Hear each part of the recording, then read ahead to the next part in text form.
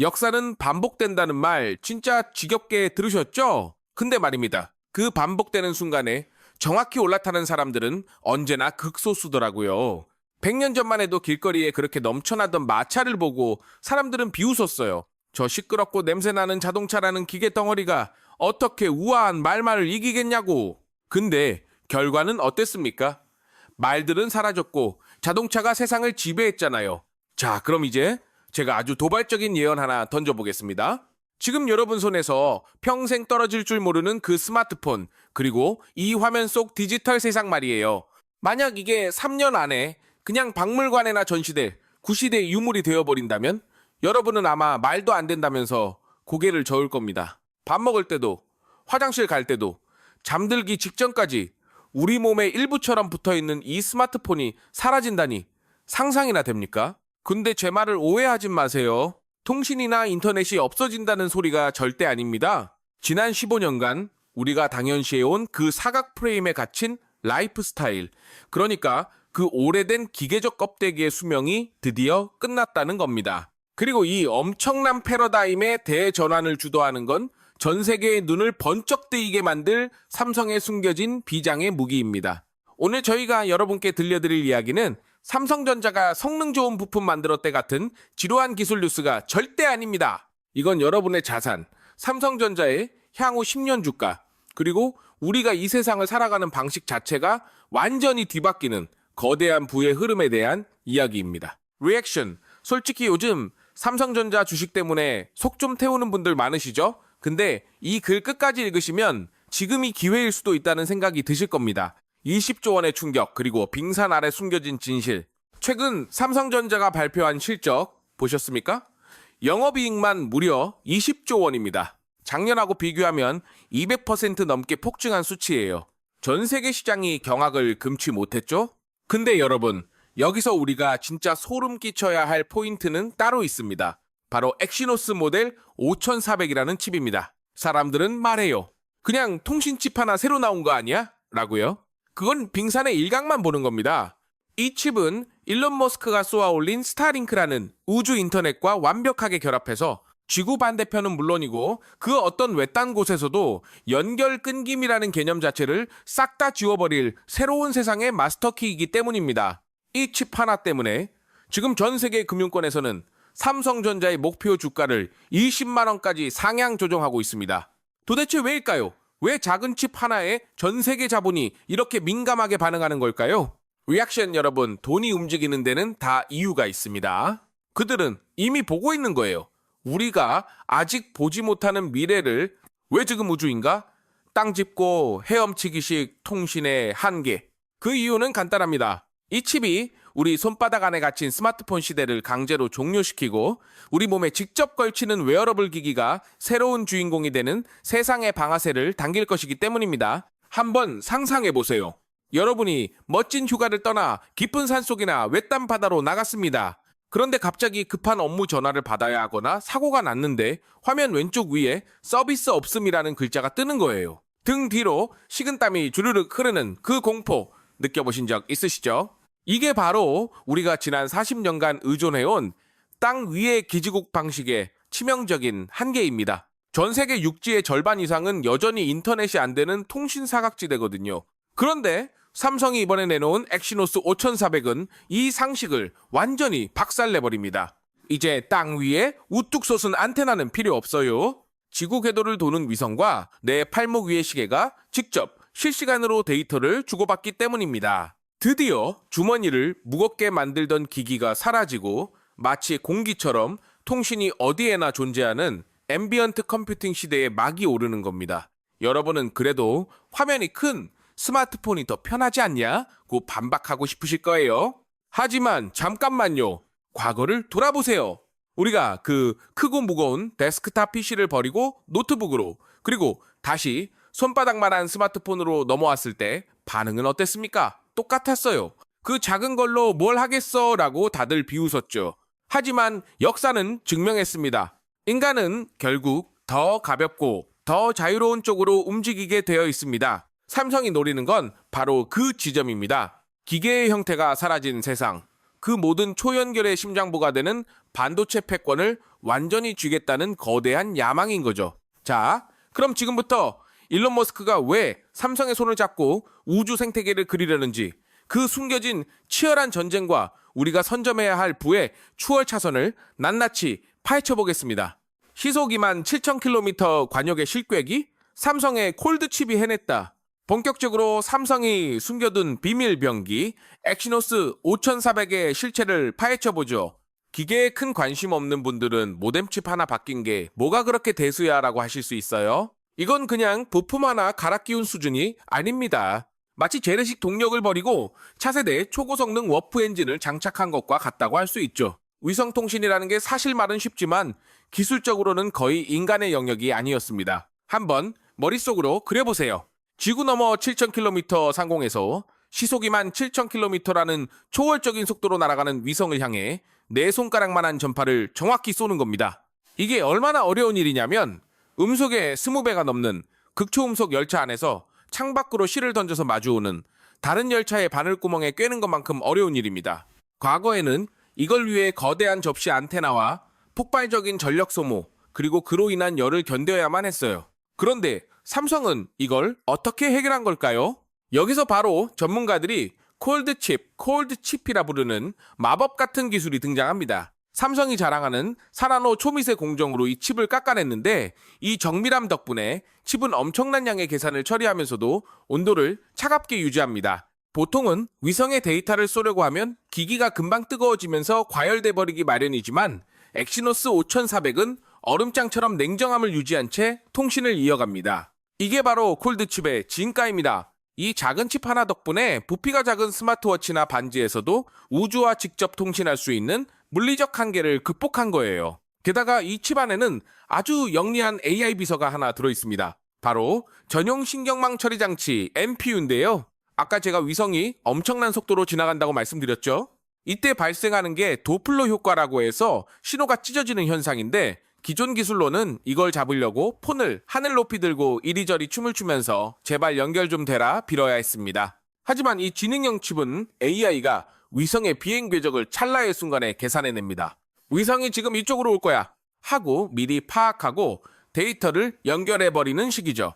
기존보다 수십 배 빠른 반응 속도로 위치를 포착하기 때문에 주머니 속에 넣든 격렬하게 운동을 하든 우주와의 링크는 끊어지지 않습니다. 리액션 진짜 미친 기술이죠? 그런데 여기서 끝이 아니에요. 삼성은 우리가 항상 걱정하는 그 문제까지 완벽하게 차단했습니다. 누가 내 위성통신을 도청한다고? 삼성의 철통방패, 보안 걱정하시는 분들 많으시죠? 위성으로 신호를 쏘면 누가 가로채는 거 아니야 라고요. 삼성이 이런 걱정을 놓칠 리가 없죠.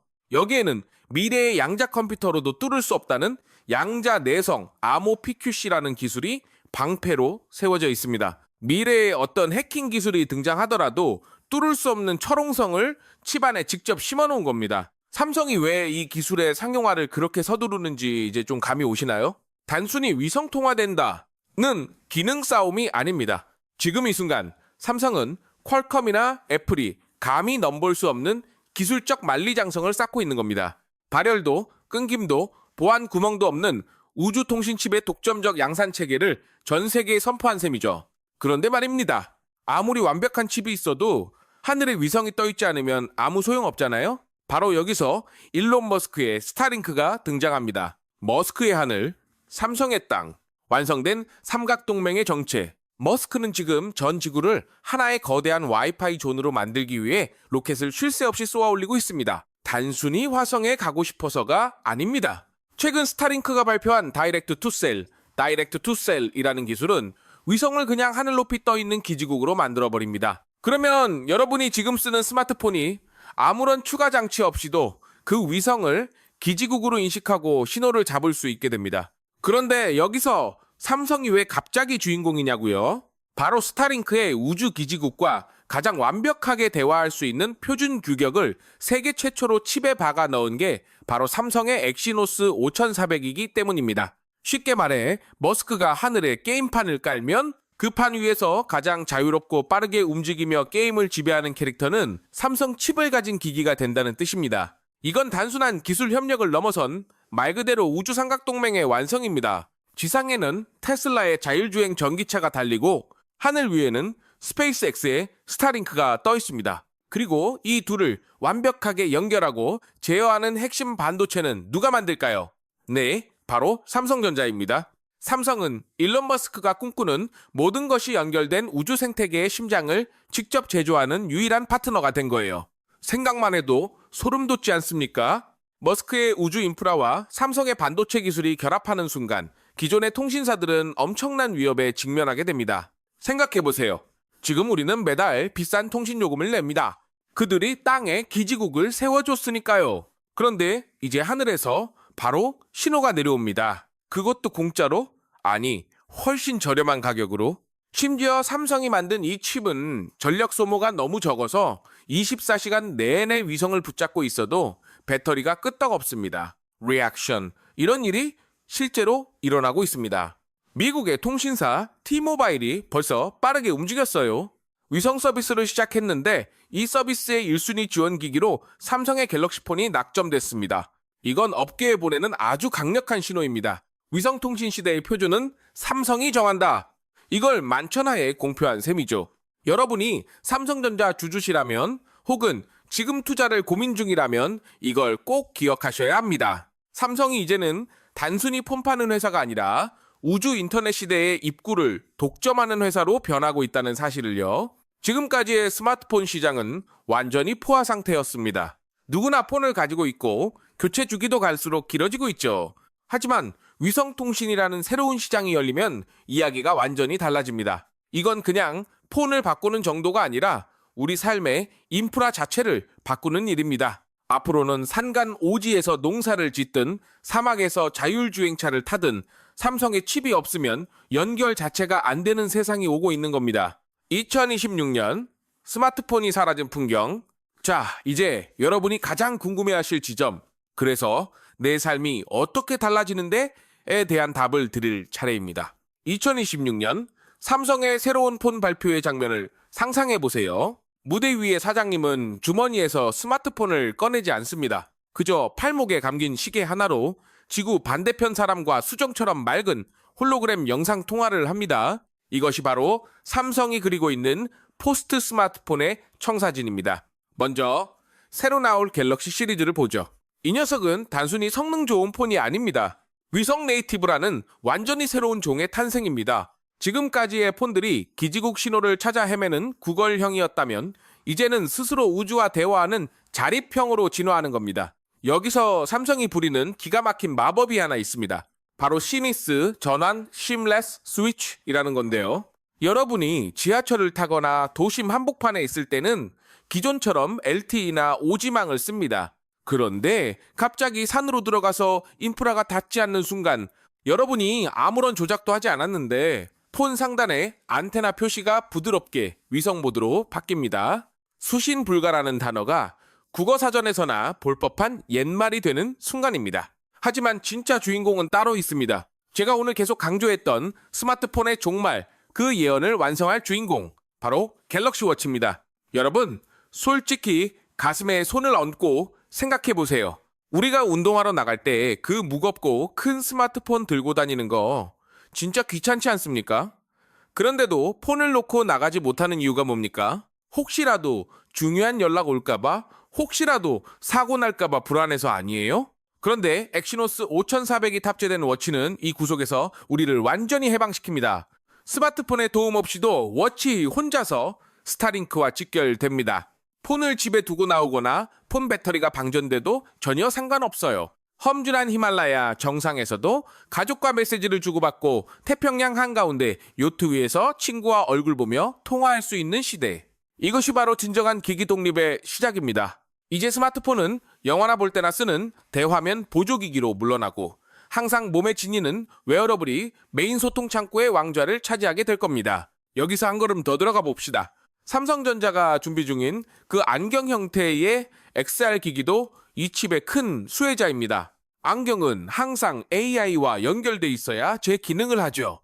와이파이가 없는 야외에서 엑시노스 5400은 이 안경이 끊김없이 AI 비서 기능을 수행하도록 돕는 생명줄 역할을 합니다. 리액션, 애플이 왜 그렇게 애플워치와 비전 프로에 집착하는지 아십니까? 아이폰은 이제 팔 만큼 팔았기 때문입니다.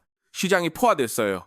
이제는 우리 몸 구석구석을 기기로 점령해야 하는 시대고 그 연결의 핵심 인프라를 누가 쥐느냐가 향후 10년의 자본과 권력을 결정합니다. 삼성은 바로 지금 그 독점적 지위를 선점하고 있습니다.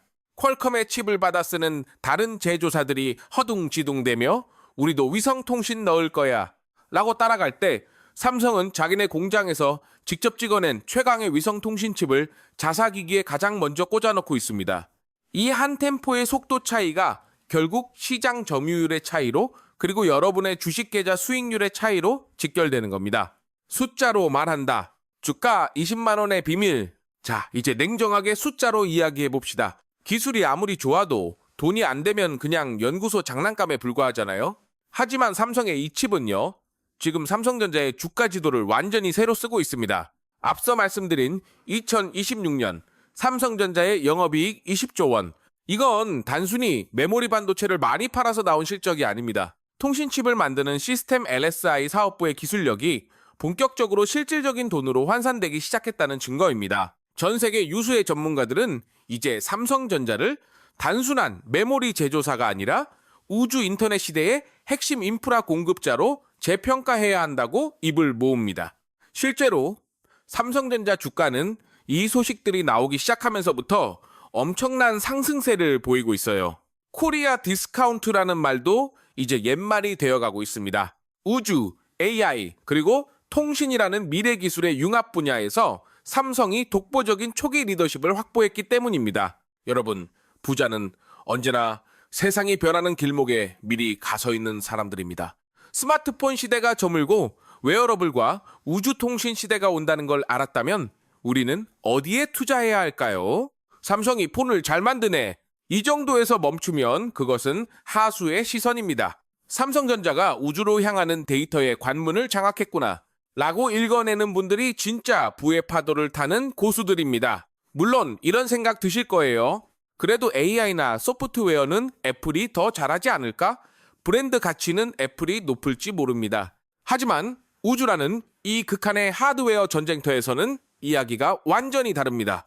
애플은 스스로 칩을 설계는 하지만 직접 생산할 수 있는 공장이 없습니다. 하지만 삼성은 칩 설계부터 설계도대로 찍어내는 파운드리 공정, 그리고 그 칩을 넣은 완제품 조립까지 모든 과정을 한 번에 해결하는 전 세계 유일무이한 토탈 솔루션 기업입니다. 이 무시무시한 수직 계열화 구조가 바로 우주 경쟁에서 압도적인 시너지를 발휘하는 겁니다. 일론 머스크를 비롯한 수많은 미래학자들은 이미 스마트폰 시대의 종말을 예고했습니다. 폰 자체가 사라지는 게 아니라 그 기능이 우리 주변의 시계, 반지, 안경으로 흩어지는 거죠.